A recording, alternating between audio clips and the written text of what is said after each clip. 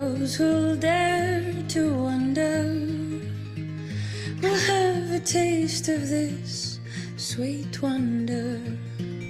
So come with me.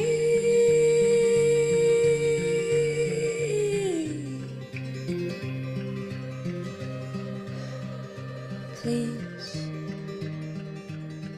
please, please come with me. The sun is waiting for your call. It should rise again and nourish all that's buried deep inside your heart.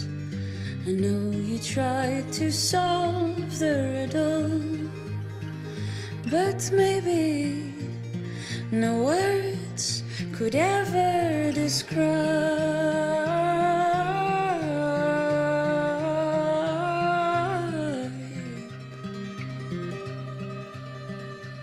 Please, please, please come with me.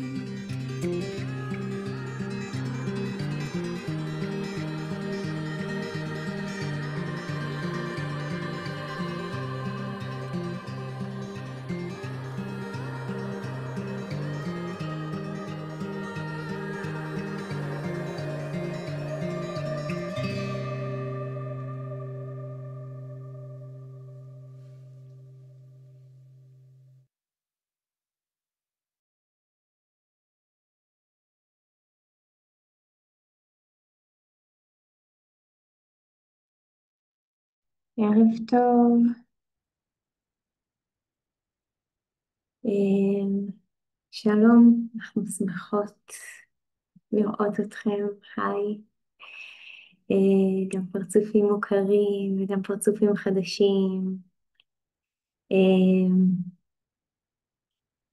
אנחנו נצא לדרך, ככה אפילו שאני רואה שאנחנו עוד לא טובה באחוזים, אנחנו בקושי 10% מהרשומים הצטרפו, אז אנחנו מניחות שעוד יצטרפו. אני רק רגע אגיד, כי אי אפשר בלי, אני מאחלת שיהיה לנו ערב שקט ונעים, ונוכל פשוט לבלות את השעה ורבע הזו ביחד, וקצת להזין את עצמנו, ולדאוג לעצמנו. אז גם אחד, תדאגו לעצמכם, תעשו שיהיה לכם נוח ונעים.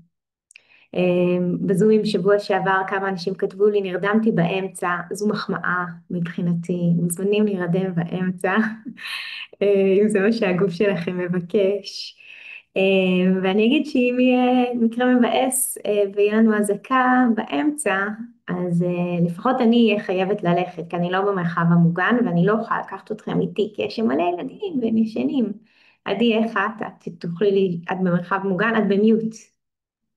סליחה, שלום לכולם, ערב טוב. אני ירושלמית, אז הסיכויים קצת פחות. אני לא במרחב מוגן, אבל יכול להיות שאנחנו לא נהיה, כלומר שאת תצטרכי לצאת ואני אוכל להישאר, אה, נראה, או להפך, כן. מקווה שלא, מקווה שפשוט נוכל להיות פה ביחד, שיהיה לנו רגע שקט ביחד, אבל בסדר, נזרום ממה שיהיה. טוב, אז נשתף אתכם במצגת שהכנו לכם, נספר לכם קצת מה עומד להיות פה היום.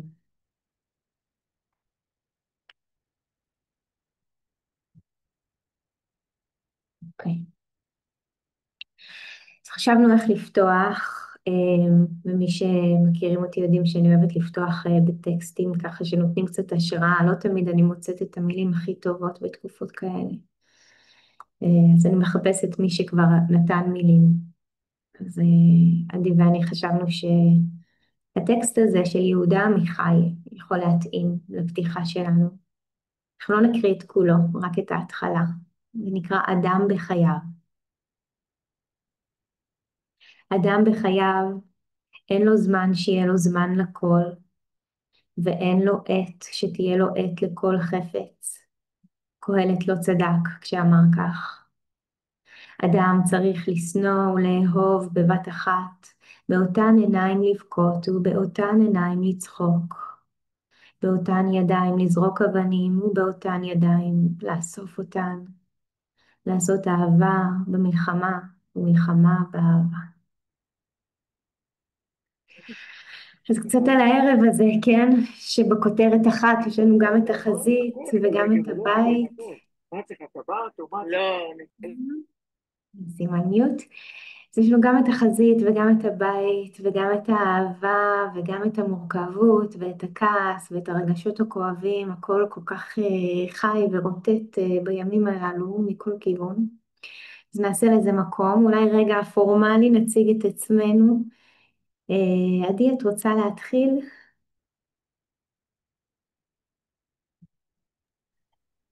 אהלן, אז אני עדי אופנהיימר מנצור, אני עובדת סוציאלית ואני מומחית בטיפול DBT, ואני וקרין ככה מכירות כמה שנים טובות, ותמיד חיכינו להזדמנות לעשות משהו ביחד, והנה היא, הנה ההזדמנות.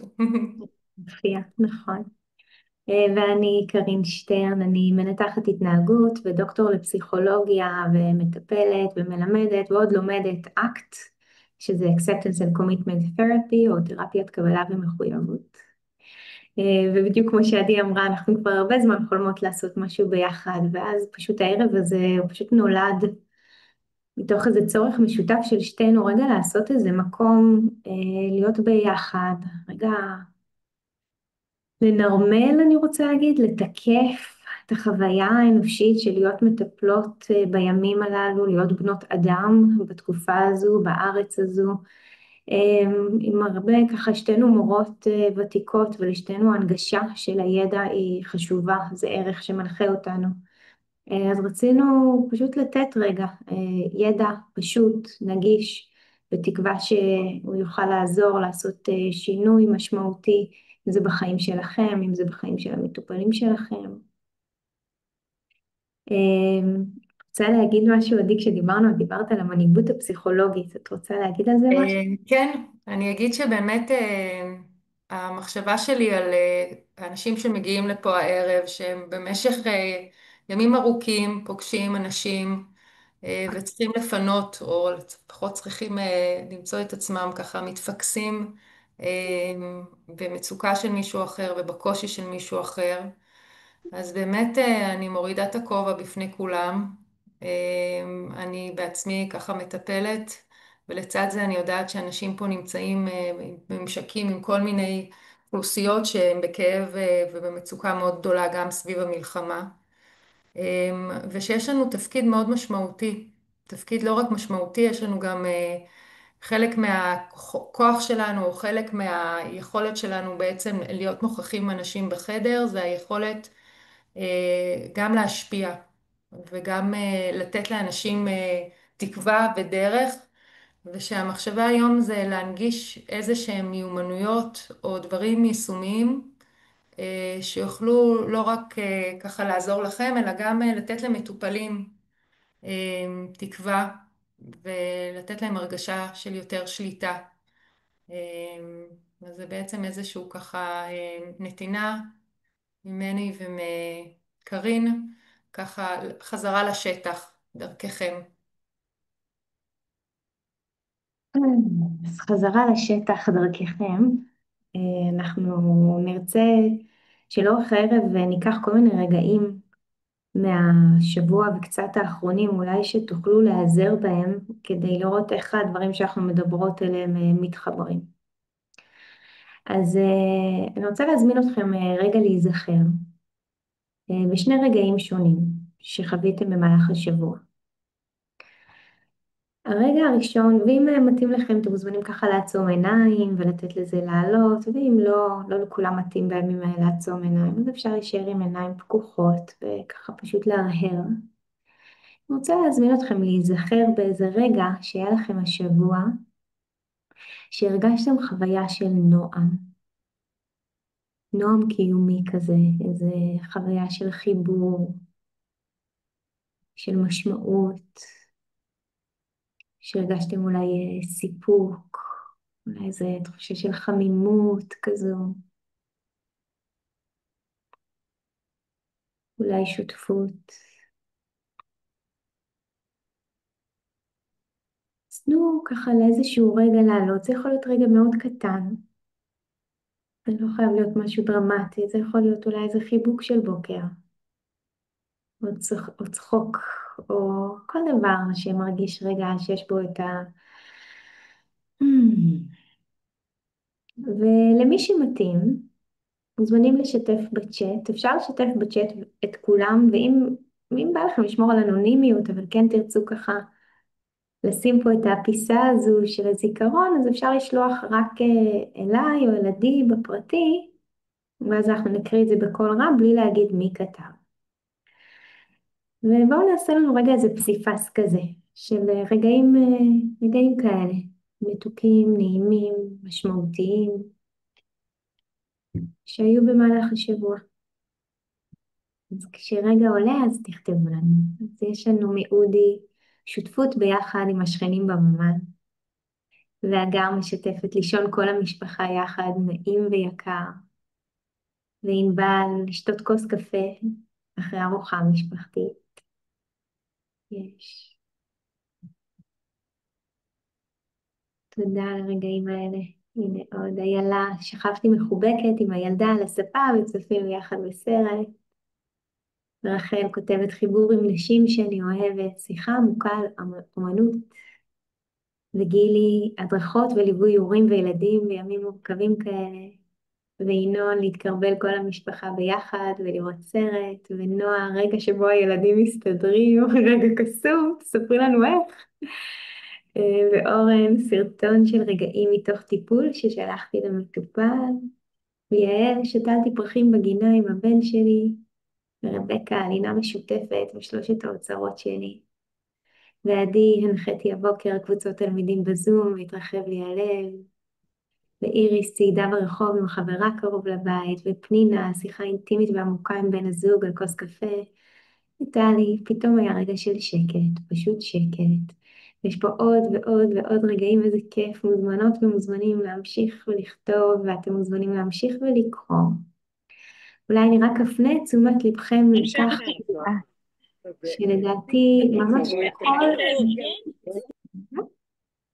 שלדעתי ממש כל הרגעים קשורים במשהו של מערכות יחסים, של ביחד. כן? שימו לב שממש כמעט כולם, היה שם עוד מישהו משמעותי ברגע הזה.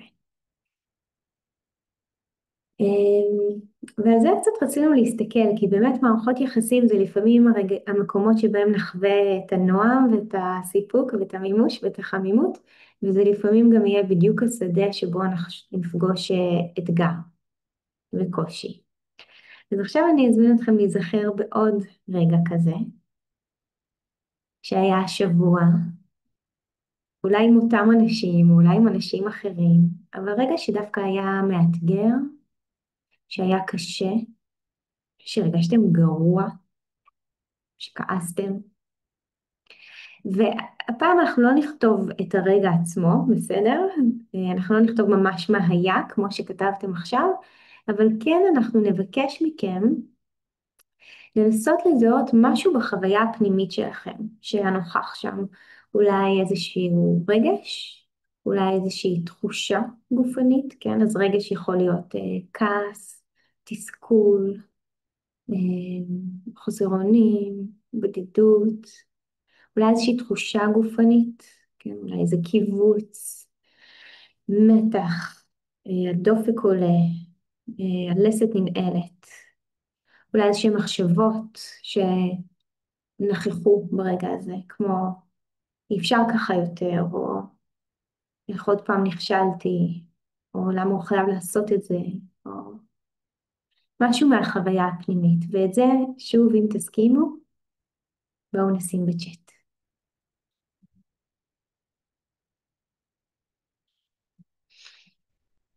אוקיי.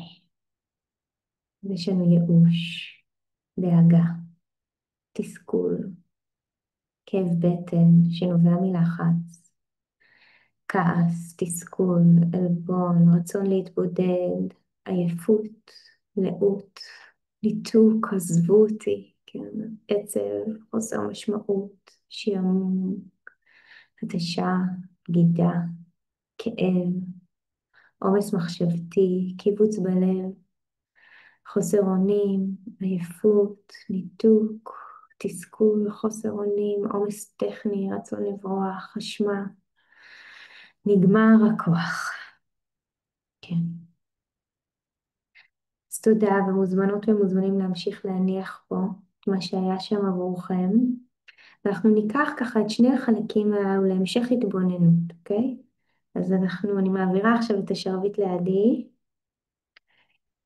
ותיקחו ככה את הרגעים האלו איתכם, וגם אפילו עוד שנייה לפני שעדי מתחילה לדבר, אני רוצה להגיד גם אולי רגע נשים לב איך זה בגוף, לפגוש את החוויה הזו ביחד.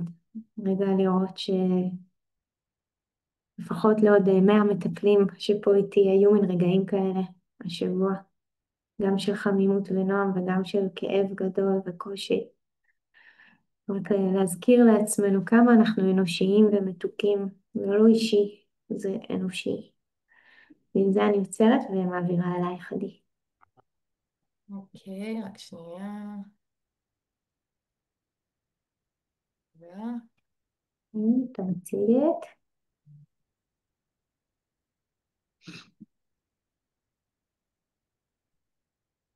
תודה.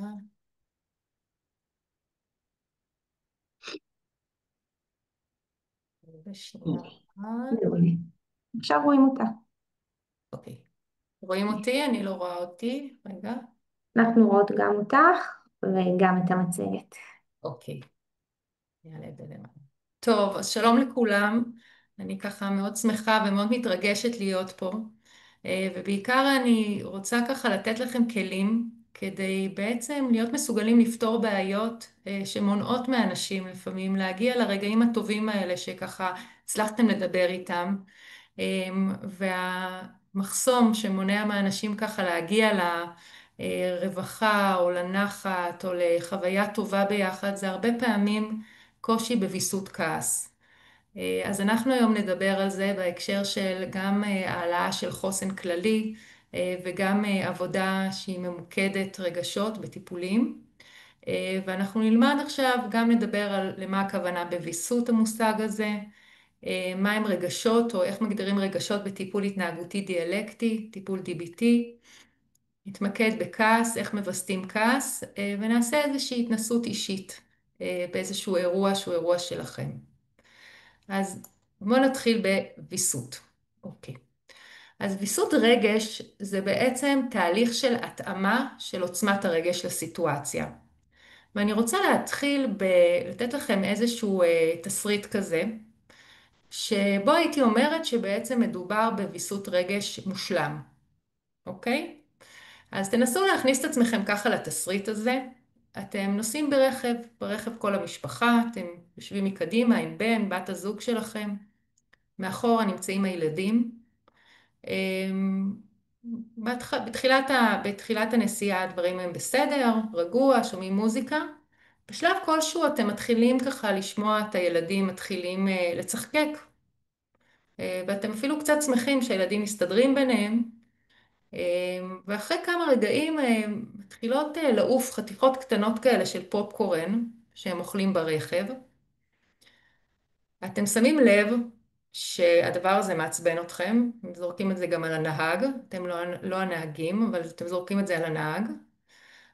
אתם שמים לב שזה ככה מעצבן אתכם, ואתם מסתובבים אחורה ואומרים בצורה תקיפה וברורה שאתם מבקשים שזה ייפסק עכשיו.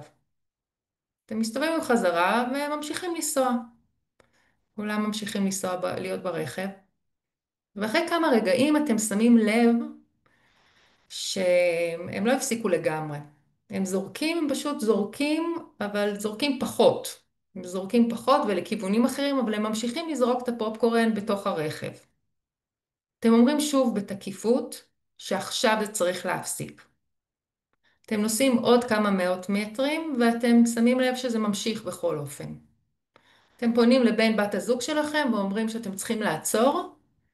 אתם מחליטים לעצור בתחנת הדלק הקרובה, שהיא איזה קילומטר משם, ואתם מחליטים שאחד מכם עובר למושב האחורי והולך לשבת שם בין הילדים ולדאוג שלא ייזרק עוד פופקורן.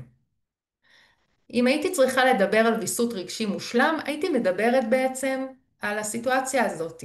ולמה? כי יש פה בדיוק את העוצמה הנכונה בשביל לפתור את הבעיה שהסיטואציה מעוררת. וכעס אמור להתעורר במצבים שיש לנו מחסום בדרך ללהשיג משהו. זה יכול להיות להשיג זכות שמגיעה לנו או רכוש שמגיע לנו, אבל זה יכול להיות גם הפרעה ביכולת שלנו להיות בשקט, או בהרגשה של השליטה והביטחון בתוך הרכב. כלומר, הפרעות אמורות באופן טבעי לעורר אותנו לפעולה, והעוצמה המתאימה זה בעצם העוצמה שתעזור לנו לפתור את הבעיה. עכשיו, מה שמאוד מעניין זה שאם אנחנו מדברים על ויסות, זה בעצם איזשהו תהליך, רצף של מיומנויות, שאפשר לראות לפי הדוגמה,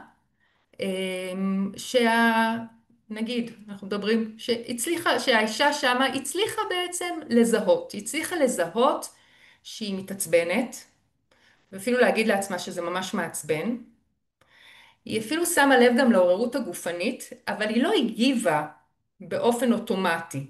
כלומר, היא הצליחה להגיב בעוצמה נמוכה יותר, היא אמרה באסרטיביות, אבל היא לא צרחה או דיברה נורא בקול רם, כי היא הצליחה לווסת את העוררות הגופנית, והיא ניסתה כמה פעמים לפתור את הבעיה. כלומר, היא ניסתה להעביר את התשומת לב שלה כדי לנסות לפתור את הבעיה. ושהיא לא הצליחה לפתור את הבעיה, היא המשיכה להיות מפוקסת באותו מוקד שקשור לאיך היא פותרת את הבעיה. והיא הבינה שהיא צריכה לשנות אסטרטגיה, וביקשה לעצור ולעבור למושב האחורי. ברגע שיש לאנשים את הרצף הזה, את היכולת הזאת, לזהות, להוריד את העוררות הגופנית, את האוטומט, לא לפעול על האוטומט, ולהתחיל לנסות לפתור את הבעיה בדרך שבאמת תסיר את המכשול, שזה בדיוק מה שהכעס אמור לגרום לנו לעשות, אנחנו נגיד, מדובר בתגובה מבוסתת. היכולת הזאת היא יכולת שיש אנשים שהם טובים יותר בדבר הזה, ולצד זה היכולת הזאת היא יכולת נלמדת, וזה בדיוק מה שאנחנו מלמדים בטיפול DBT, שאני מניחה שרובכם יודעים, הוא טיפול שבעצם מיועד לאנשים עם הפרעות קשות בוויסות הרגשי, אם זה על רקע טראומה או אם זה על רקעים אחרים, ואנחנו מלמדים את הרצף הזה, רצף המיומנויות שנועד להתאים את העוצמה לסיטואציה. מה העוצמה הנכונה? זה העוצמה שעוזרת לך לפתור את הבעיה שעומדת בפניך. כל הנושא הזה של רגשות, אנחנו בעצם מסתמכים על תיאוריה של הפסיכולוגיה האבולוציונית, שהיא אומרת בעצם הרגשות יש להם תפקיד. התפקיד הוא להעביר מסרים שנוגעים למציאות. ולא פעם מטופלים בעיקר עם קשיי ויסות יכולים למצוא את עצמם נעים בין עוררות מאוד גבוהה, כלומר הרגש הופך להיות רגש שאני מנהל אותי לגמרי, ובתגובה לזה יש איזושהי חסימה, ניסיון לדחוק רגשות לחלוטין. הרבה אנשים מדברו על זה גם כריקנות או חוויה של ניתוק. ושתי הפעולות האלה, מתי שהן לא קשורות לסיטואציה, הופכות להיות מאוד לא יעילות להישרדות שלך. אז אנחנו מדברים על רגשות בתור מסרים, ושאנחנו מקבלים את הכעס, אוקיי? אנחנו מרגישים כעס, אנחנו בעצם מקבלים מסר שמישהו פה פולש לגבולות שלי, או שיש לי מכשול בדרך למשהו שאני רוצה להשיג. כל אחד מהרגשות, יש לו בעצם משהו שאני קוראת לו חתימה ייחודית. מה זה אומר? זה אומר שאם אנחנו נדבר על הרגשות שאנחנו מתעסקים איתם ב-DBT, אנחנו נראה כמה רגשות שאנחנו מכירים אותם כרגשות בסיסיים או רגשות ראשוניים, וכל אחד מהרגשות האלה יש בעצם מחקר מאוד מקיף על החתימה הייחודית שלו. מה זה אומר חתימה? זה אומר שאם אנחנו מסתכלים פה על כעס, שנמצא ככה בצד ימין בכתום, יש לו חתימה ייחודית שמאופיינת גם במאפיין שקשור לטמפרטורה. נגיד, אנחנו יכולים לראות שמתי שאנחנו כועסים, יש עלייה בחום הגוף. אנחנו יכולים להבין שחלק מהמאפיינים, חלק מהמערכת של הכעס, מורכבת גם מהבעות פנים שהן אופייניות. גבות קפוצות, לסת קפוצה, עיניים מקובצות, שפתיים קצרות, נעיצת מבט. הנשימה שלנו הופכת להיות מהירה, שטחית ורדודה. לפעמים יש לנו האטה לא טבעית לצורך מתקפה, אוקיי? היציבה שלנו, היציבה שלנו היא נוקשה, אנחנו נהיה עם איזושהי התרוממות כלפי מעלה, הכתפיים שלנו יהיו משוחות לאחור, המחוות, הג'סטות, הן יהיו קשורות להבלטת הסנטר, הנפת האגרוף והיד, יש לנו נקישות, אנחנו באי שקט, אנחנו נוקשים עם האצבעות או ברגליים כהכנה להתקפה, אנחנו מלאים באנרגיה. הראש יהיה למטה והעיניים יהיו מקובצות, אנחנו נרצה להתמקד, אנחנו נרצה לראות בדיוק איפה התוקף הפוטנציאלי או איפה האדם שמפריע לי. השרירים שלי יהיו מתוחים וקפוצים, כי אני בדרך למלחמה, אני בדרך למאבק. הכל יהיה מוגבר, מאשים, שופט ונמרץ, ואני אמצא את עצמי מאוד תנועתית, וזה אומר שאני אגע בחפצים בצורה חזקה, טורקים דלתות, לפעמים יש גם איומים ומעקבים. בעצם אם אני מסתכלת על התמונה הזאת, זו תמונה שלא מופיעה אצל כולם אותו דבר, אבל היא כן בעצם מייצרת איזשהו מקבץ של מאפיינים שקשורים גם לפיזיולוגיה שלנו, גם לקוגניציה שלנו, גם לפעולות שלנו ולדחפים שלנו, שמתי שאנחנו מזהים אותם, אנחנו יודעים להגיד לעצמנו, אנחנו כועסים. למה? כי יש לנו, לרובנו יש יכולת לזהות רגש על בסיס היכולת לאסוף את הנתונים האלה ולהגיד, כעסתי. בסדר? עכשיו אני רוצה שאנחנו בעצם נראה איך המערכת הזאת, שככה החתימה הייחודית של הכעס, מתנהלת בזמן אמת, ואני רוצה לבקש מכם לעשות איזשהו תרגול קצר, שאני אגיד לכם, אני אבקש מכם ככה לדאוג שאתם על סיילנט, ואני רוצה שתחכו אותי בדיוק כמו שאני עושה את זה ככה. אני רוצה שתרימו את האצבע, תרימו את הכל ותגידו, זה ממש לא מקובל עליי מה שקרה עכשיו. אז אל תתביישו, כולם הולכים לעשות את זה, להרים את הכל, להרים את האצבע, לנעוץ מבט, ולהגיד, ממש לא מקובל עליי מה שקורה עכשיו. אוקיי. אפשר להתקדם? כולם עשו? קרין? כולם. ועכשיו, אני רוצה שאתם תעשו בדיוק אותו דבר, אבל שאתם תנמיכו את הקול.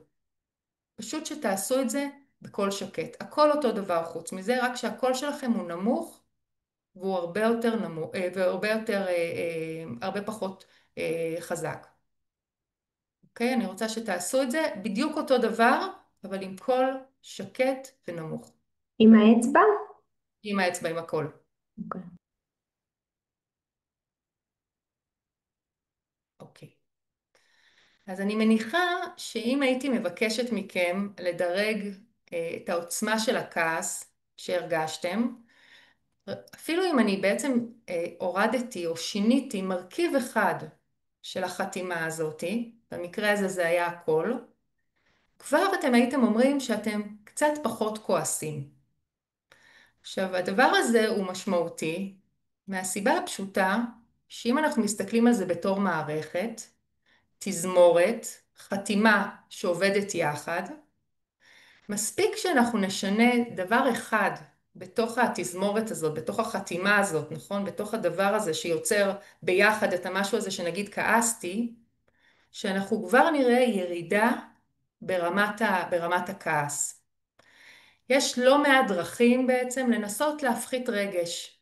הרבה מאוד טיפולים או הרבה מאוד אנשים בעצם, או הרבה מאוד אנשים יש ניסיונות לשנות את זה בעיקר סביב הערוץ של החשיבה, של הפרשנות. במקרה של אנשים שעם קשיי ויסות חמורים, בעצם הגוף הוא הזירה הראשונית ובעיקר כל המערכת של הזיהוי. אז אם אני מנסה עכשיו לעשות איזושהי הפחתה של רמות הרגש, אז בעצם אני ארצה לזהות או לעזור למטופלים לזהות מה קורה, איך החתימה הזאת עכשיו באה לידי ביטוי, וזה יהיה בעצם הסיפור. ואני רוצה להתחיל מסיפור שבאמת קורה כל יום, אבל הסיפור הספציפי הזה קרה ממש בימים האחרונים. אז זה היה ככה, אני יוצאת בבוקר, הולכת לעשות זומים בשקט במקום אחר, ואומרת לילדים, אין בעיה, תעשו מה שאתם רוצים, רק תעשו לי טובה, תזרקו את הפח, הוא ממש מסריח, בסדר? והם אומרים לי, אין בעיה, בטח, ברור, ברור, נעשה את זה, ברור, נעשה את זה, אוקיי? אני חוזרת, בערך אחרי צהריים, זה היה בערך אחרי איזה 6-7 שעות, ואני רואה את הפח. עכשיו, אני אפילו לא ראיתי אותו כמו שהרחתי אותו, אוקיי? מה קורה לי? דבר ראשון, הסיפור שלי זה הילדים לא שמים, הם כל כך אגואיסטים, בסדר? הדופק שלי עולה, אני הולכת לחפש אותם עכשיו בחדר שלהם, בסדר? נחשו, עם מה? עם הטלפון, נכון? טלפון ביד והם על המיטה, ואני מחפשת אותם, ואני הולכת נורא מהר מהמטבח לחדרים, ואומרת להם, מה הסיפור? אני לא מבינה מה הסיפור, מה הבעיה להוציא את הפח? אני מרגישה אני ממש ממש כועסת, ונחשו מה הם אומרים לי? מה הלחץ? אנחנו נוציא את זה. הם אומרים לי, מאיפה הבאת את הכעס הזה? מה מעצבן בזה? מה, את לא יודעת שהדברים יקרו? כאילו, לאט לאט, עברו רק 6-7 שעות מאז שביקשת להוריד את הפח דחוף. ואז אני עוד יותר נכנסת לתוך המערכת הזאת ואומרת, וואו, כאילו, מה קורה איתכם, חבר'ה? מה קורה? מה כבר ביקשתי? ואז הם אומרים לי, אבל מה הקטע? זה 1.5 דקות, אנחנו עושים את זה שנייה. זה פשוט לא אני, זה אח שלי, נכון? זה תמיד עכשיו מתחילים להחליף, לנסות לתת אחד לשני את התפקידים ומטלות. אז זה דוגמה בעצם לאיזשהו אירוע שמייצר תגובה אוטומטית. התגובה האוטומטית בדרך כלל לא נתקלת באיזה מין אמירה של סליחה, או אנחנו ממש, אני מבינה שאת כועסת עליי מאוד כי עשיתי משהו שהוא באמת לא מתאים ולכן אני אנסה להרגיע אותך או לתקף את הרגש שלך, אלא היא בעצם מייצרת מעין כדור שלג כזה שהולך מתגלגל, ובסוף, אני יכולה להגיד מניסיון, מייצר חוויה לא טובה עם עצמנו. בסוף יש איזו חוויה של בושה, אשמה, והרגשה שבעצם אני לא רוצה, או אני לא רוצה להיות הבן אדם הזה. אני לא רוצה להיות ההורה הזה, אני לא רוצה להיות הבן אדם שמדבר ככה, שמערכת יחסים נמצאת ככה. וזה נכון שזה רגעים מסוימים, וזה לא כל ההורות, אבל עדיין זה רגעים שיכולים מאוד לפגוע ב-well-being של משפחה, או ב-well-being של בן אדם, ויש משהו בלעבוד עכשיו, לפי איך שאני אגיד לכם, בוויסות כעס, שהרבה פעמים יש לו תרומה מאוד משמעותית לחיזוק יחסים ולחוויה של אנשים שהם יכולים לחיות עם עצמם יותר בשלום. אז איך אנחנו בעצם עושים את התהליך ויסות? אני אדבר היום על מצבים שהרגש הוא בעוצמה גבוהה. ושהרגש הוא בעוצמה גבוהה, אנחנו בעצם רוצים לעבוד באופן הפוך על הרגש. זה אומר שכל המאפיינים שדיברתי עליהם, החתימה הזאתי, ברגע שאני יודעת אותה, אני בעצם יכולה לעשות לא מעט מניפולציות. אם אני רוצה להוריד את הרגש לגמרי, שזה לא תמיד מה שאני צריכה לעשות, אני אשתמש בכל המאפיינים שלו, בסדר? אני גם אתפוס מרחק, אם תסתכלו פה ככה בהתחלה, אני גם אתפוס מרחק מהגירוי, אני גם אנסה ככה להפחית את העוררות הגופנית, לקרר את הגוף.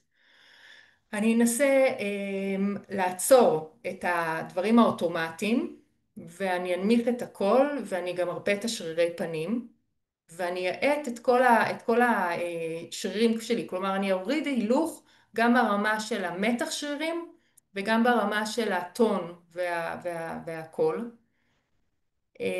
ואני אעזור לעצמי גם להגיד לעצמי שאני כועסת, וזה הגיוני שאני כועסת, שזה יהיה גם חלק מוויסות. המערכת שתעזור לי לווסת את זה, היא מערכת שאני מצד אחד יודעת איך לתפעל אותה לגמרי, כלומר איך להפחית לגמרי את הרגש, ולצד זה אנחנו צריכים בעצם להשאיר מספיק רגש כדי לעשות את העבודה. כלומר, אם אנחנו לא מתעצבנים אפילו קצת, או אנחנו לא מתעצבנים מספיק, אנחנו בדרך כלל לא נעשה את מה שאנחנו צריכים לעשות. בסדר? כלומר, מצבים שבו אנחנו לא בכלל כועסים, או שום דבר לא מפריע לנו, גם לא בעוצמות נמוכות ומותאמות לסיטואציה, בדרך כלל יגררו מצב שאנחנו בעצם לא נפתור את הבעיה כל כך מהר, אוקיי? ובעצם זה חלק מהאומנות. האומנות היא לפעול הפוך, אבל אם אנחנו מסתכלים על זה, הסקאלה בין 0 ל-10, אנחנו בעצם, אם אנחנו נמצאים ב-10 כעס, אנחנו רוצים לפעול הפוך, אבל בצורה שלא תוריד את הכעס לגמרי, אוקיי? למה? כי אני עדיין צריכה לפנות לילדים, אני עדיין צריכה להגיד להם דברים, ואם אני מורידה את זה לגמרי, דוחקת את הרגש, שזה הרבה פעמים הסכנה, אני בעצם לא אעשה את מה שאני צריכה לעשות, שזה לגרום להם להוציא את הפח, ומה צפוי לקרות? שיהיה באיזשהו שלב גירוי מסוים, שההדחקה של הרגש תייצר עלייה מאוד גבוהה ברגש בגלל הדחיקה הזאת. כלומר, אנחנו יודעים שהדחיקה של הרגש ולא להשתמש בכלל בכעס, מייצר הרבה פעמים דינמיקה של מטוטלת. והדינמיקה של המטוטלת הזאת היא דינמיקה שבו התגובות יכולות להיות חזקות בצורה בלתי רגילה, ואתה יכול למצוא את עצמך בצורה באמת מנסה להימנע מלהיות לא בסדר או מלהרגיש אשם, ובסוף מוצא את עצמך בסיטואציה הרבה יותר לא נעימה מבחינתך, שהגבת בצורה עוד יותר קיצונית. אז עכשיו אני בעצם רוצה ככה לעשות איתכם איזשהו תרגול שיאפשר לכם גם להיזכר באיזשהו אירוע ספציפי שעורר בכם כעס. זה יכול להיות מול הילדים, אבל זה יכול להיות מול כל מערכת יחסים, כן, לחפש בן אדם שעושה את זה. התהליך יהיה כזה שאני ארצה שאתם תיזכרו באירוע הזה ואתם תיתנו לעצמכם להרגיש את הכעס וגם להגיד לעצמכם שזה הגיוני שאתם כועסים, אוקיי? בגלל שמישהו חוסם אתכם או בגלל שיש חוויה של איזשהו מכשול בדרך למשהו שחשוב לכם. ואז אני רוצה שאתם תחשבו על איזה דרך הייתם או כמה דרכים שבהם הייתם רוצים להפחית את העוררות הרגשית. זה יכול להיות באמצעות הורדת הקול. זה יכול להיות באמצעות זה שאתם הייתם, נגיד, אפילו אם אתם תנסו לשכב ולנסות לכעוס, יהיה לכם מאוד קשה. בסדר? הגוף שלכם ישר יעלה אתכם קדימה. זה יכול להיות על ידי זה שאתם הופכים את ההליכה שלכם להליכה מאוד איטית. אוקיי? אתם הולכים בעצלתיים כזה עד שאתם מגיעים לחדר של הילדים. זה יכול להיות על ידי זה שאתם שוטפים פנים. זה יכול להיות על ידי זה שאתם עושים נשימות. זה יכול להיות על ידי התרחקות. תמצאו 2-3 דברים שאתם מאמינים שהיו עוזרים לכם באותו רגע, אם הייתם יודעים אותם, אוקיי? ואחרי שאתם מפחיתים את העוררות הזאת, תנסו לחשוב באיזה דרך הייתם פותרים את הבעיה. כלומר, איזה דרך יכלתם באמת לדאוג שהמחסום לא יהיה. כלומר שהבעיה תיפטר, כמו פופקורן לא ייזרק, או הפח בסופו של דבר יגיע לפח הראשי. אז אני אתן לכם כמה רגעים ככה קצת לחשוב באמת על האירוע ולבחור אולי ככה מהחתימה איזה שהם דברים ספציפיים. ואז אנחנו נתחיל עם איזשהו תרגול של דמיון מודרך, שיאפשר לכם בעצם לבנות לעצמכם שביל אלטרנטיבי, שבו כביכול אתם פעלתם בצורה מבוסתת. מה שאני עושה איתכם זה מה שאני עושה בעצם כמעט בכל פגישה של טיפול DBT, שזה בעצם לתת למטופל מיומנות אחרת, שזה ללמוד נגיד איך לשיים ולווסת עוררות או לווסת כעס, אבל המיומנות הזאת חייבת להילמד כמה שיותר בתנאי האמת, והמטופל לא ישתמש בוויסות כעס שהוא יושב כמו שעכשיו שהוא יושב איתי בחדר ונחמד לו והוא אומר כן הייתי צריך לעשות נשימות ולשטוף פנים, אלא אנחנו רוצים ממש להכניס אותו להקשר שבו הוא צריך להשתמש במיומנות הזאת של ויסות כעס. ולכן אנחנו, אם לא תהיה לנו אפשרות לעשות איתו משחק תפקידים שיעצבן אותו מספיק, אנחנו נעזור לו לדמיין את עצמו בסיטואציה, מרגיש את אותו רגש, אבל בעצם פועל בצורה אחרת. כלומר, אנחנו נרצה שיהיה לו את ההתחלה של המיומנות החדשה, שהיא בעצם מתחילה לייצר איזשהו שביל במוח, וזה מעלה את הסיכוי בהרבה שברגע האמת שיהיה את הכעס, המטופל גם יוכל להשתמש בזה. אז אני רוצה ככה, אנחנו עכשיו ככה נתחיל להיכנס לתרגול. אני מזמינה אתכם ככה לשבת בנוחות בכיסא,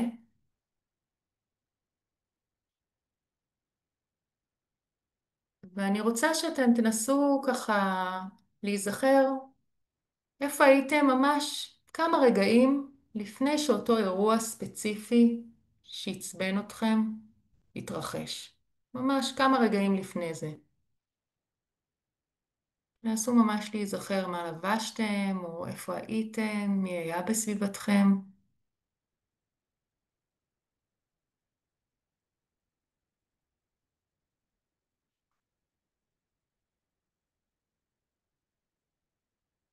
נסו למקם את עצמכם ככה ביחס לאנשים אחרים, דברים שנמצאים בחלל שהייתם בו. אני רוצה עכשיו שאתם תחשבו על מה היה הדבר הזה שעצבן אתכם. אם זה היה, מה היה הגירוי הספציפי? אם זה היה איזשהו פרצוף, או אם זה היה איזשהו תמונה או מראה של משהו, או איזושהי אמירה. ממש תנסו לעשות איזושהי התמקדות בגירוי הספציפי באירוע הזה, שהוא זה שהעלה במיוחד את העוצמות של הכעס. אני יודעת שזה לא קל. אני רוצה שאתם תשימו לב איפה אתם מרגישים את הכעס בגוף.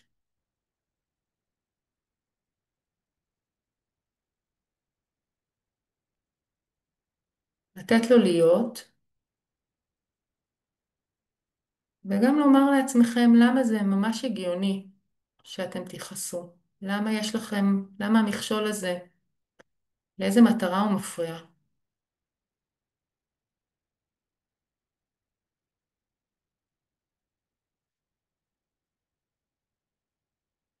ולתת לעצמכם ככה להיות עם התחושה הזאת, עם התחושות הגופניות, עם המחשבות אולי שמתחילות עכשיו להתעורר.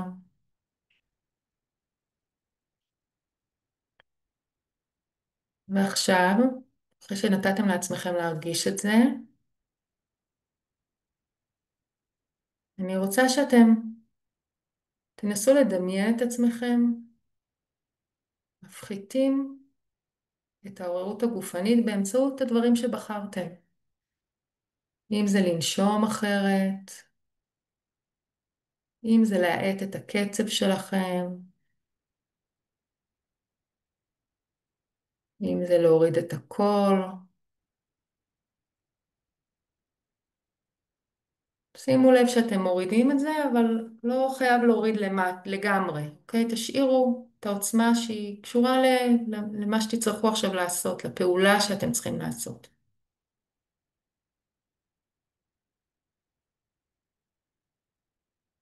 שימו לב, יכול להיות שבמהלך הניסיון להפחית את זה יתעוררו עוד פעם המחשבות, זה לא בסדר, זה לא היה אמור להיות ככה, זה בסדר גמור, תשימו לב, ועדיין תזמינו את עצמכם לעשות את הפעולות האלה שמפחיתות את העוררות הזאת.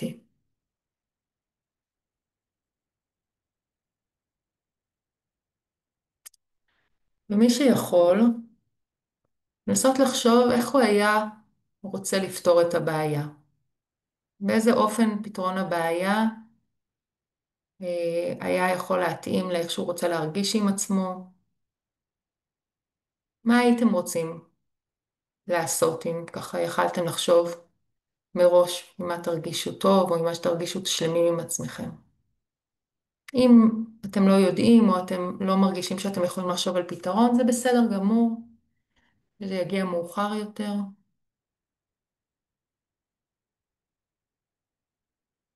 ועדיין תמשיכו לשים לב לכעס ולנסות להפחית את העוררות בדרכים שבחרתם. מי שיכול או מוצא פתרון, שינסה לחשוב על עצמו עושה את הפתרון. מדבר או פותר את הבעיה, את הקושי הבין-אישי.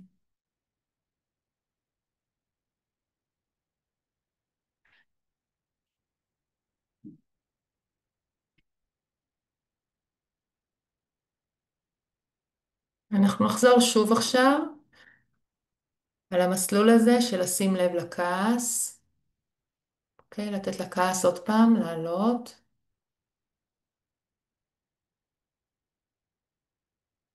להיזכר בדיוק בדבר הזה שמשגע אתכם שנעשה.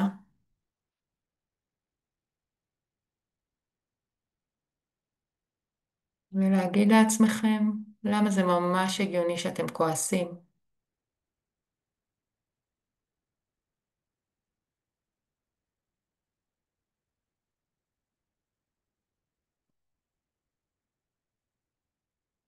ועכשיו לנסות להפחית את העוררות הגופנית באמצעות הפעולה ההפוכה. מה שבחרתם, נשימה, האטה, התקררות, התרחקות.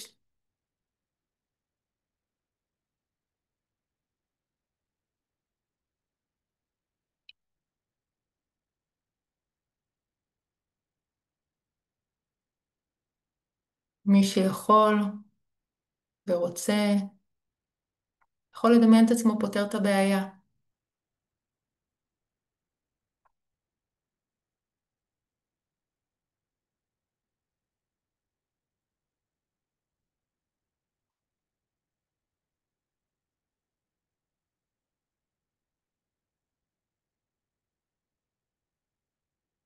בעוד כמה רגעים, אני ככה אזמין אתכם לחזור חזרה.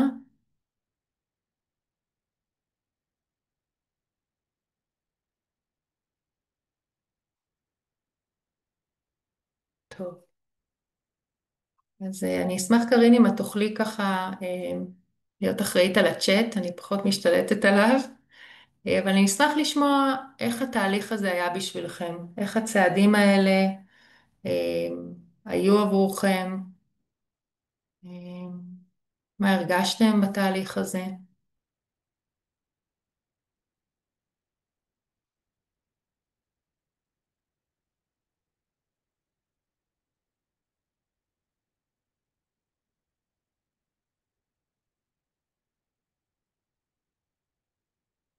יכולה להקריא, קרין?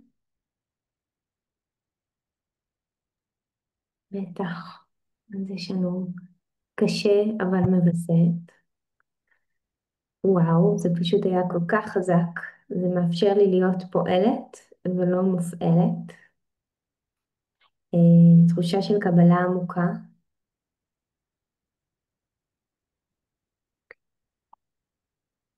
טוב, אז תודה לאנשים ששיתפו, זה לא פשוט. ואני רוצה ככה באמת אולי בהקשר הזה לסכם ולדבר על כמה מיתוסים שיש בנוגע לכעס. כעס הוא המון פעמים, כמו שכולנו יודעים, הוא משהו שמתפרץ באופן מאוד מהיר, שיגידו אימפולסיבי, והוא בעצם מניע אותנו נורא חזק לפעול. אנחנו כולנו נמצאים בעצם עם איזושהי עוררות מקדימה, שקשורה באמת לזה שאנחנו במתח מתמיד. והעוצמות של החרדה הן מאוד מהר מתרגמות לעצבנות ולמתח, גם מחסור בשינה מתרגם לעצבנות ולמתח, מתוקף זה שהגוף כל הזמן בככה בהיפר כזה, ביותר מדי ככה סטרס. אני רוצה להגיד שדבר ראשון, יש איזשהו מיתוס הרבה פעמים שקשור לזה שהבן אדם יפרוק ויירגע. והאמת היא שאצל אנשים קשיי ויסות, הפריקה הזאת בדרך כלל בעצם רק מייצרת עוד ועוד עוררות. כלומר, יש איזושהי מעגליות שקשורה לזה, שכל עוד הבן אדם בעצם ממשיך לפעול בצורה נורא עצבני, נורא כועס, בעצם המוח שלו אומר, הסכנה עדיין לא חלפה, המכשול עדיין נמצא בתוכי, והמערכת בעצם מתפעלת את עצמה. אז הרבה פעמים אנחנו נרצה שאנשים יבואו וידברו ויפרקו, אבל אנחנו נראה איך הם פרקו ופרקו ופרקו, והם יוצאים ברמות כעס הרבה יותר גבוהות ממה שהם נכנסים למפגש איתנו. אז אני רוצה לדבר על זה שהכעס הוא לא נועד כדי לדחוק אותו, אבל שהעבודה של ויסות היא בעצם מייצרת מצב שבאמת אפשר להסיר את המכשול. והמון פעמים אנחנו בעצם מייצרים מצב שהדיבור על זה מעורר לעוצמות כל כך גבוהות, ואנשים לא מצליחים לא לפתור את הבעיה, וגם הם עלולים לייצר עוד ועוד בעיות, בסדר? כי בעצם הסביבה מגיבה מאוד מאוד רע לעוררות הזאת של הכעס. והדבר הנוסף שבעצם יש הבחנה נורא גדולה בין היכולת להיות בתובנה לגבי זה שחלק מההיסטוריית למידה שלי, חלק מהסיפור שלי, היחסים המוקדמים שלי, משפיע על איך אני כועסת, על איך אני מרגישה, על העוצמות של הכעס שלי. זה נכון מאוד וזה בטח ובטח קשור להיסטוריה האישית שלנו וליחסים המוקדמים. ולצד זה, מערכת של התנהגויות אימפולסיביות מתנהלת במנותק מהתובנה. כלומר, אנשים יכולים להבין מהיום עד מחרתיים לגבי איך זה קשור להיסטוריה שלהם, וזה חשוב להבין את זה. ולצד זה, זה לא ישנה את האוטומטים שמתעוררים סביב הכעס. אוקיי? זה פשוט מערכת שהיא מערכת שלא מושפעת בהכרח מתובנה. ולכן העבודה שמשלבת גם תובנה וגם כלים מעשיים מייצרת מצב שאנחנו יכולים לתת למטופל לא רק הבנה ותקווה שהוא יעשה איזשהו שינוי, אלא גם בעצם ריקוד אחר עם המציאות, אוקיי? הוא מתחיל להתנהג אחרת, הסביבה מגיבה אחרת, ואז בעצם השינוי נעשה דרך זה כמו שאני אומרת, המציאות מטפלת באנשים, אוקיי? אז בעצם יש פה תנועה שהיא תנועה שאפשר לעשות אותה מהכיוון הזה, אפשר לעשות אותה מהכיוון הזה, ואני ממליצה לעשות אותה משני הכיוונים. לפעמים דווקא אחרי שיש יותר כלים לשלוט בכעס, יש גם יותר יכולת להתקרב לתובנה. כלומר, התהליך יכול להגיע מכל מיני כיוונים. אז זהו, אז תודה רבה לכם, אני מקווה שזה יהיה לעזר, והגענו לקרין. אני אגיד שבטח יש שאלות, ואנחנו נעשה בסוף שאלות תשובות. אז שאלות ושיתופים נוספים תרשמו לעצמכם, ואנחנו מבטיחות שנשאר בסוף ונענה לכל השאלות. אבל כן חשוב לנו, כשאתם עוד ערים, אני רואה שעוד לא נרדמתם, לדבר על חמלה, ועל החמלה העצמית, ואני רוצה לדבר על זה באמת בתוך הפרספקטיבה של חיבור לאקט, תרפיית קבלה ומחויבות, ובכלל גישות התנהגותיות הקשריות.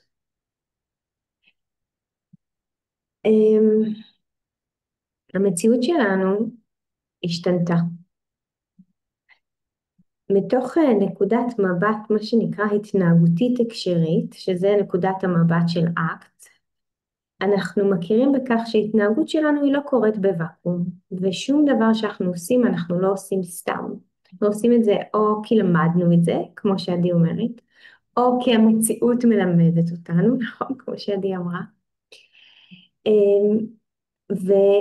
או כי אנחנו מאוד מאוד מושפעים מכל מיני מילים וסיפורים שיש לנו בראש. אוקיי? עכשיו במצב הנוכחי, אני לא יודעת איך החיים שלכם נראו בשבוע האחרון, אבל אני יכולה להגיד שאני הרבה אנשים ממה שאני מכירה מסביבי, החיים השתנו מקצה לקצה. אני לא בבית שלי, העבודה שלי לא עבודה רגילה, אני כמעט כל ערב כאן בזום, אני כל היום עם הילדים שצעירים, אני לא הולכת לעשות זומים במקום אחר, אני לא יודעת אם גם שמתם לב שדלת נפתחה כמה פעמים, כן, החיים אחרים. ואחד הדברים הראשונים שנקודת המבט ההקשרית אומרת לנו, אז בואי תהיי ריאלית לגבי הציפיות שלך מעצמך. את לא אמורה לתפקד כרגיל, כי המצב הוא לא מצב רגיל. אז אחד הדברים הראשונים שאנחנו צריכים לקחת בחשבון כשהמציאות משתנה, שהתפקוד שלנו ישתנה. יכול להיות שנראה ירידה בתפקוד, אולי פשוט שינוי בתפקוד.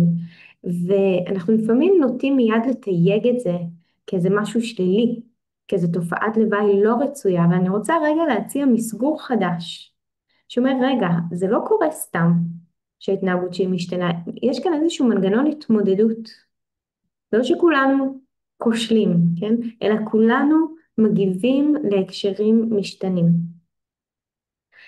ואחד הדברים שאקט מלמד אותנו זה לטפח איזושהי עמדה מתבוננת, אנחנו קוראים לזה לפעמים העצמי הגמיש, או באנגלית self as context, עצמי כהקשר, וזה בעצם איזושהי עמדה שמזמינה אותנו רגע לשים לב לעצמי הזה, כן? לאני הזו, שיש לה כל מיני חלקים, כן? מי זו אני? ולראות רגע איך היא מתנהלת, ולשים לב שיש איזה מין אני שבו קורים כל הדברים, כמו הכעס שעדי דיברה עליו, כמו גם הוויסות, כמו התסכול, כמו הבדידות, כמו האשמה, כמו התקווה, כמו הייאוש. אני כמו איזה מין מרחב שבו הכל קורה. ואנחנו רוצים לטפח איזושהי עמדה של פתיחות, שמסכימה שבתוך המרחב הזה שנקרא אני, יהיה מקום להכל. כי בדיוק כמו שעדי אומרת, אם אני מתחילה לדחות חלקים מסוימים, כמו למשל, לא, אין פה מקום לכעס.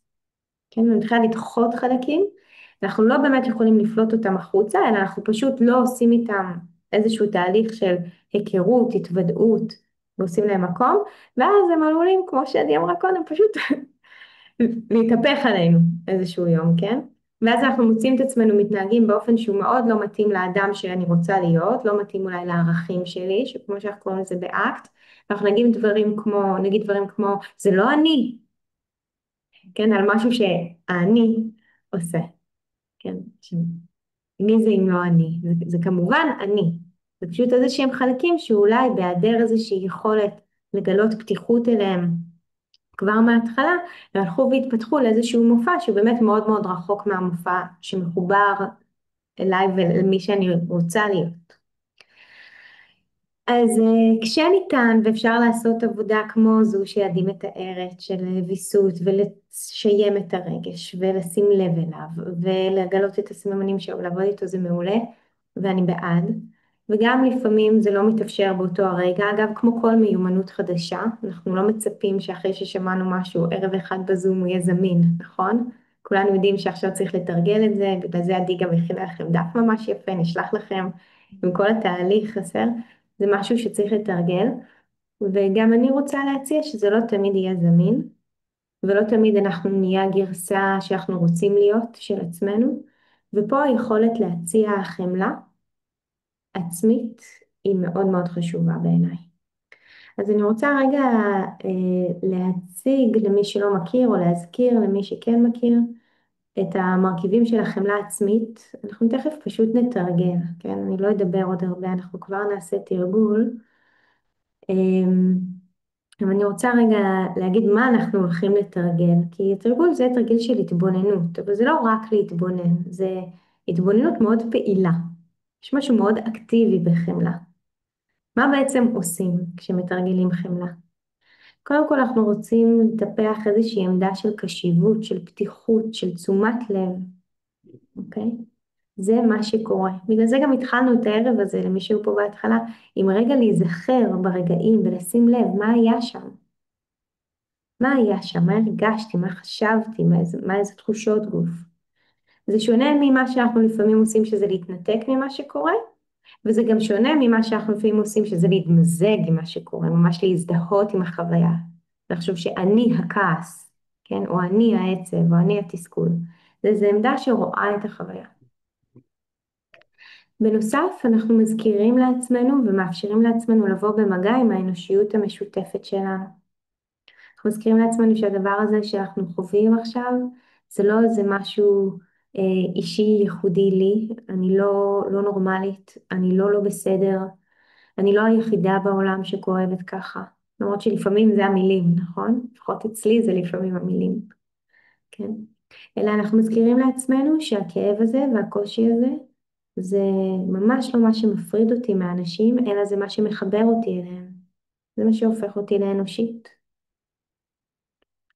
ואז אנחנו רוצים לטפח איזושהי עמדה, מה שנקרא של kindness, איזושהי רכות או ידידותיות, אם תרצו, כלפי החוויה שלי. בשונה משיפוטיות או ביקורתיות או בושה או אשמה ביחס לחוויה שלי, אני רוצה לפגוש אותה כמו שהייתי פוגשת חוויה אצל חבר או חברה קרובים. כן? להציע משהו רך, משהו ידידותי. אז אפשר לדבר על זה הרבה, אבל אני רוצה להציע וזה יהיה התרגול האחרון שלנו לערב, שפשוט נתרגל. אני אזמין אתכם ככה לחשוב על איזושהי מערכת יחסים בזמן התרגול, אולי באמת אם יהיה ילד או ילדה שלכם, כן עדי, מי שבאמת להוריד את הפח. אה,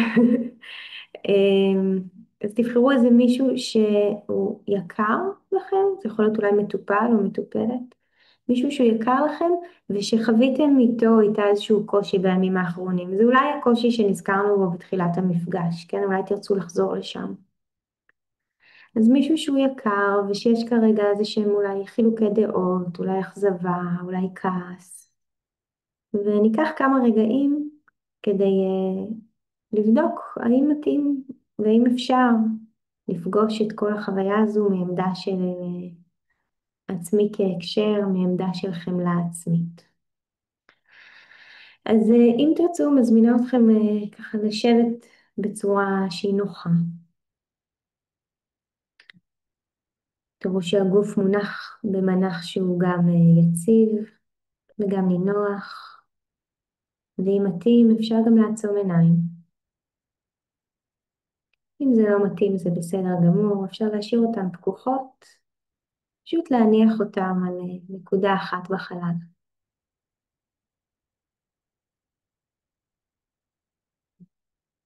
ניקח כמה רגעים כדי להרגיש את הנשימה.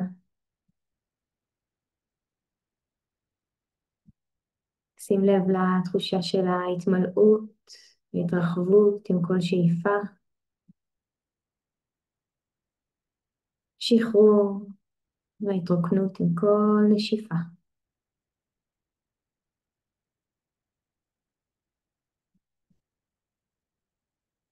תוך כדי החוויה של הנשימה, נשים לב לקולות ולצלילים של הערב הזה.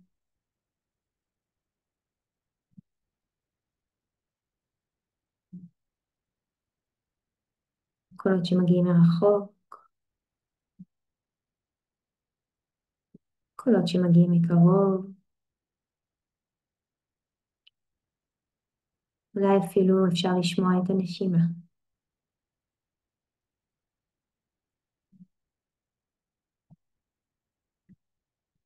ועכשיו אני רוצה להזמין אותנו לדמיין שמולנו יושב או יושבת מישהו, מישהי שמאוד יקרים לליבנו. וכרגע אנחנו חווים מולם איזשהו קושי, כעס, תסכול, אכזבה. רגע נדמיין שהם יושבים מולנו, נתבונן בעיניהם, ונאפשר לרגשות שעולים לעלות.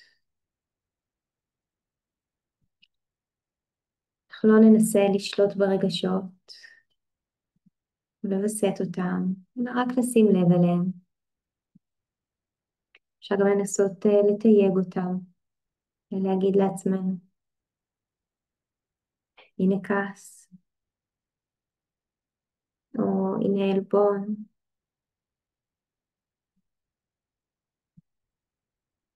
הנה אכזבה. נבדוק האם מתאפשר לגלות פתיחות ברגשות שעולים בי עכשיו במפגש הזה.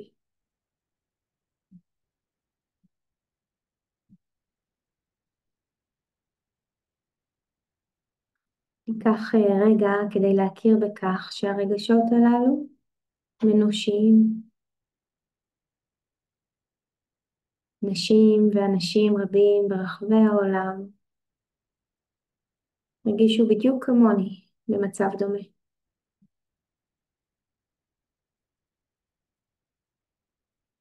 זה הגיוני להרגיש ככה עכשיו.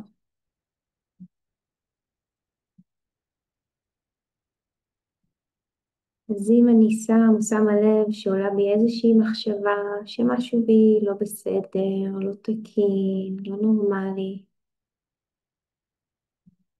אז ניקח רגע כדי להזכיר לעצמנו שיש מקום הרגשות שלנו בדיוק כפי שהם.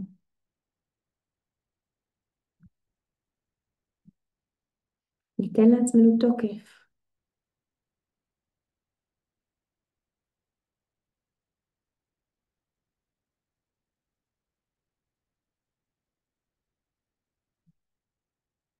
וניקח רגע כדי לשלוח לעצמנו מחשבות של חמלה. אפשר למשל להגיד משהו בלב כמו אני עושה כמיטב יכולתי בזמן קשה, או זה אנושי להרגיש מוצפת או כועסת עכשיו. ואם אין לנו מילים שמרגישות מתאימות, אז אפשר פשוט לשים שנקרא יד אוהבת על הלב, או שתי ידיים, אחת על השנייה. ורק להרגיש את התמיכה בגוף.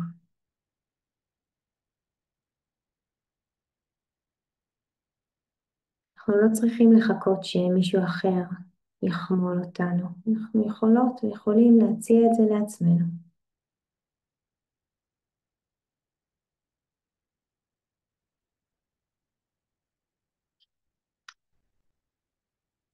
ובשלב הבא, אנחנו ננסה לכמה רגעים לחשוב על האדם הזה, או האישה הזו, או הילד הזה, הילדה הזו, שיושבים מולנו.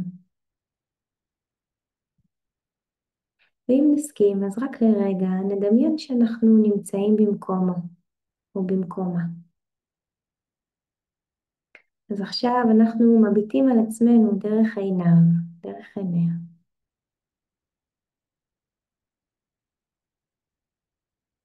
איך זה מרגיש להיות הם עכשיו?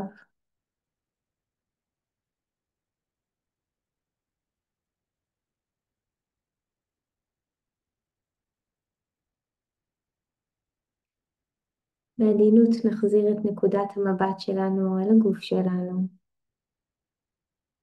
נתבונן שוב על מי שיושב מולנו. ואם זה מרגיש מתאים, אז ההזמנה היא לשלוח איזושהי מחשבה של חמלה אוהבת, שנרצה לשלוח אליו או אליה. זה יכול להיות משהו כמו, הלוואי שהוא ירגיש שמקשיבים לו. או גם היא לא בחרה את זה. או הלוואי שהוא ירגיש אהוב גם כשקשה. אפשר לקחת כמה רגעים, שוב לראות אם יש מילים שמרגישות מתאימות, ואם לא, אפשר פשוט במבט. להסתכל בעין טובה.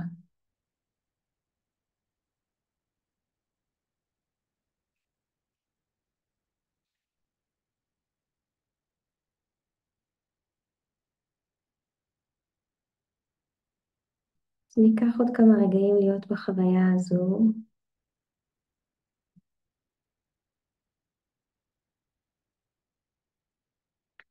אז בעדינות נחזיר את הקשב שלנו אל הקולות ולצלילים של הערב הזה.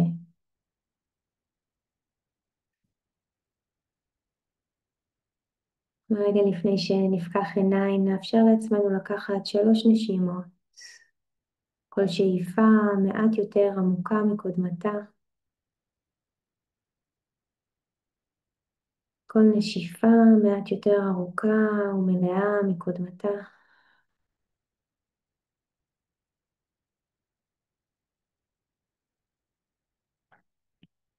ואז רק אם זה מרגיש מתאים וכשזה מרגיש מתאים, אפשר לפקוח עיניים. אני מזמינה אתכם להיות ממש רדיקליים ולהסכים לעיניים להישאר עצומות אם זה מה שמרגיש מתאים עכשיו. זה באמת רק הזמנה לפקוח עיניים. אפשר להישאר ביחד עם עיניים עצומות אם תרצו. אולי רק לקחת איזה רגע להרהר, כן, to reflect קצת על התרגיל הזה, על מה פגשתי, מה שמתי לב, מה התאפשר. זה תרגיל שאני רוצה להגיד שלפעמים מאוד לא פשוט, אולי לא יתאפשר לתרגל את כולו, את חלקו, זה בסדר. נפגוש גם את זה בהבנה שזה אנושי. נפגוש גם את זה בידידותיות, חמלה לא תמיד זמינה. אם תרצו, ממש מוזמנות, מוזמנים לרשום משהו בצ'אט על החוויה שלכם, על מה ששמתם לב.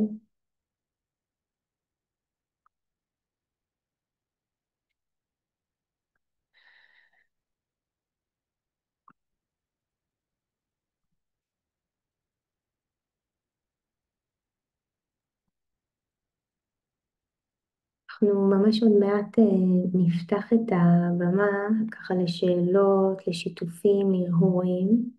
ורגע לפני כן אנחנו רוצות להזמין אתכם, אם תרצו להישאר איתנו בקשר. אז אני גם אשלח לכם, אנחנו נשלח לכם את המצגת, אז לא חייבים עכשיו לשלוף טלפונים ולצלם או לסרוק, אבל רק שתדעו שזה כאן. יש לכם קוד גם לניוזלטר שלי, שאני שולחת בערך פעם בחודש, ככה עם מאמרים ושירים ומילים ותכנים והזמנות ללמוד ביחד. וגם למי מכם שעובדים עם הורים או הורים בעצמכם, יש פה קוד קופון לקורס שעוסק באיך לבנות היענות ושותפות עם ילדים ואיך להפחית סירוב. יש בו הרבה אסטרטגיות, 14, חמלה וחמלה עצמית זה חלק מהאסטרטגיות בקורס הזה. יש פה קוד קופון עם הנחה. ויש לכם פה גם את הקוד לרשימת התפוצה של עדי בצד ימין, אם תרצו לעקוב אחריה ולקבל ממנה מיילים ועדכונים, ובצד שמאל גם קוד לקורס של עדי על ויסות, נכון? ויסות רגשות, כן. ויסות רגשות, וגם בהנחה עד סוף החודש. אז אם תרצו תחזרו לזה אחר כך. ובואו נקרא רגע מתוך הצ'אט. זה היה קשה ויחד עם זאת מרגש, זה עשה לי דמעות בעקבות שתי החוויות שציינתי, והקל עליי להרגיש לפתע מולה את הדואליות הזו. כן, בהחלט יש בזה גם וגם. ועדי כותבת תודה על הרכות שבך קרים, בבקשה, באהבה. אז אנחנו פה איתכם לדקות הקרובות. תודה יהודית, זה מרגשת את. תודה, קרין. ממש ממש שלחת בכיף. אותנו ללילה, מבחינתי. ללילה, כן, בדיוק, יותר ברכות, פחות Mhm, mhm, עוררות. mhm. Mm. בכיף. מיכל שמה לנו פה טקסט נהדר, אני לא רואה של מי כי זה קטן מדי, אבל כתוב אני אי של אי שלמות, ואני Mm. לגמרי שלמה עם זה. יופי. תודה. נעמי כותבת תודה שנתתם זמן לעצמנו, תודה שלקחתם זמן ממש. לעצמכם, זה לא מובן מאליו. אתם באמת שילוב נהדר. תודה, כולנו, Mhm. אנחנו פה ביחד. יופי. אז תודה, איזה כיף. אם יש תודה רבה לכם, ממש חוויה טובה, נתן לי ככה הרבה פוקוס ומשמעות בימים האחרונים לארגן את זה, אז תודה, זה באמת בנפט הדדי. אה, זהו, אנחנו מקווים שנשמור על קשר, ובאמת התקופה הזאת תהיה גם תקופה של למידה והתפתחות והתחזקות בכל מיני מובנים, יחד עם המציאות המאוד מאוד לא מורכבת הזאת. יהודית שואלת איפה הברקודים, ככה אומרים ברבים, ברקודים, לקורס, אנחנו נשלח לכם את זה במצגת, בסדר? פשוט עכשיו בא לי לראות אתכם, ואם אתם רוצים תישארו, תכף נשתף אותם שוב, אבל כרגע אני עוד רוצה רגע ליהנות מהפרצופים שלכם. אמ, לגבי ההקלטה שואלים, עדי, מה את אומרת? אנחנו נצרף אולי את ההקלטה למייל, שיהיה להם? כן, כן, כן, טוב. יאללה. יאללה, אם אנחנו במצב רוח נדיב היום, אז בסדר, אז נפתח את ההקלטה כן, כן. עם המייל. אם המייל לא מגיע, ליצור קשר עם אחת מאיתנו, וזה אמור להגיע או לחפש בקידום מכירות או בספאם, לפעמים זה נזרק לשם. אוקיי, אז נשלח וזה כן. בדיווח. תשמרו על עצמכם. מהמם. תשמעו על עצמכם, מוזמנים להעביר הלאה, לכל מי שזה יכול לעזור לו, מוזמנים להעביר את זה, לעשות את זה עם המטופלים, אנחנו ממש נשמח לדעת שזה Mhm. עובר. שיהיה לנו לילה שקט, שיהיה לילה לנו טוב, בשורות לילה טובות. רגוע. אמן, אמן, אמן. Mm. ביי, לילה טוב. ביי, לילה טוב לכולם.